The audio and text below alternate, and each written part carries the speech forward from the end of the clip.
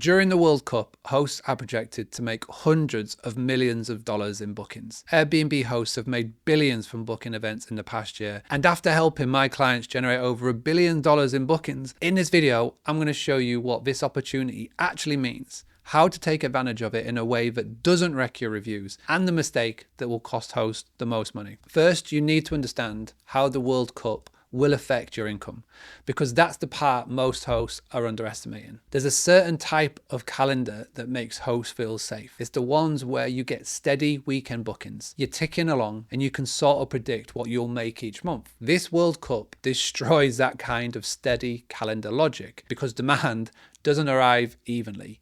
It arrives in waves. It piles up around match day and it spills over into nearby neighborhoods when the obvious places sell out. This creates what hosts don't normally get to experience: real scarcity. And when there's scarcity, the person who is available and trusted gets paid. And here's the simple version of this maths. This is the first World Cup with 48 teams, not 32, which means more fans, more matches, and more people moving city to city instead of staying put. It will run from mid-June to mid-July, which is already peak season in many parts of the US, Canada, and Mexico. And it spreads across 11 American host markets, as well as Canada and Mexico, which means this just isn't one city getting very lucky. It's a whole 3 countries getting squeezed. Now, you don't need to memorize a million stats to understand what this does to pricing. You've already seen this behavior in smaller versions. You know when a stadium has a huge concert and suddenly every hotel within a 30-minute radius is either sold out or charging a ridiculous amount? That's the same pattern, just stretched across weeks with international travel layered on top. Airbnb itself has already hinted at how intense this is going to be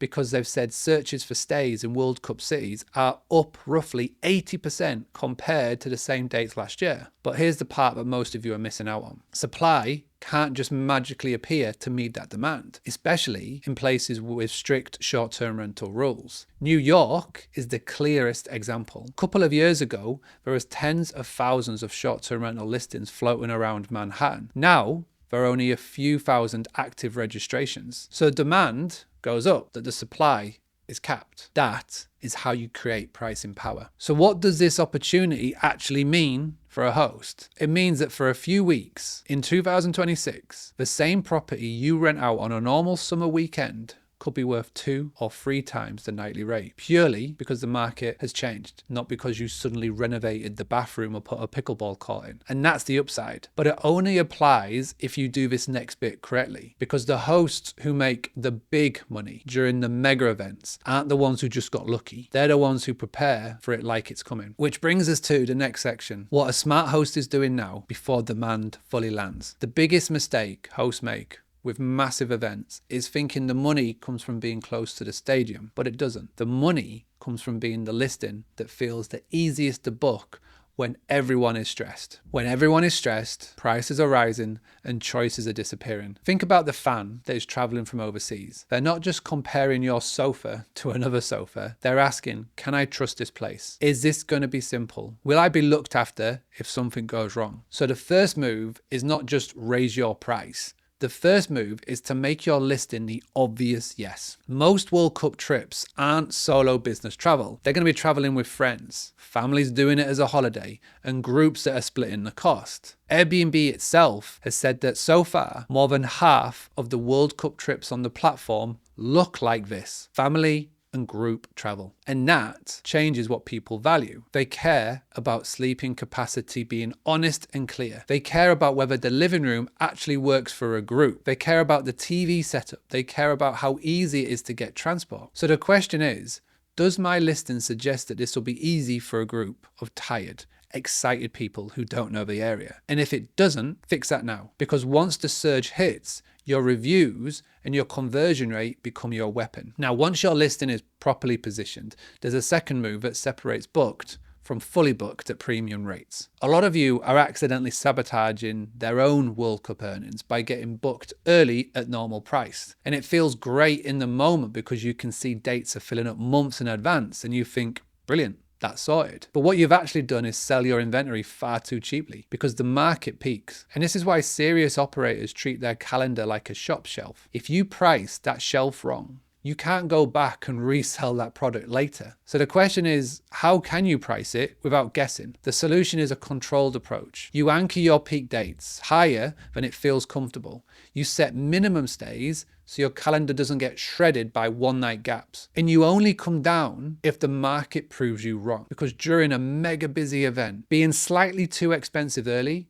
is usually safer than being booked cheap and regretting it for the next 12 months. Now, with all of that being said, this is where we need to talk about the things that can wipe you out. Because the World Cup is not only a revenue opportunity, it's also a period when one bad mistake can kill your listing for months after. The World Cup will reward good hosts, but it will punish the sloppy ones too, because expectations rise with the price. If a guest pays World Cup money and gets World Cup stress, they don't just leave a review, they will leave a warning. So here are the important mistakes to avoid. And if you take one thing seriously from this whole video, it is this. Your best pricing strategy means nothing if your listing gets shut down mid-June. Some cities are enforcing short-term rental compliance right now. We've already seen what happens when enforcement tightens. Listings will disappear, bookings evaporate, and people act shocked like it came out of nowhere. So the solution is boring,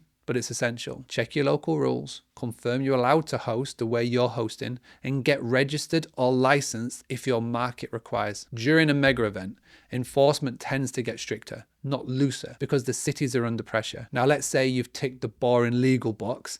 There's still a second mistake that wipes people out faster than anything else. During the World Cup, the calendar isn't forgiving. If you cancel, you don't lose the booking, but you risk penalties, you risk rankings getting dropped, and you risk losing the trust you need to command premium rates. And if you allow the wrong type of guest to turn your place into a party, it is only going to get worse. Noise complaints during big events travel fast.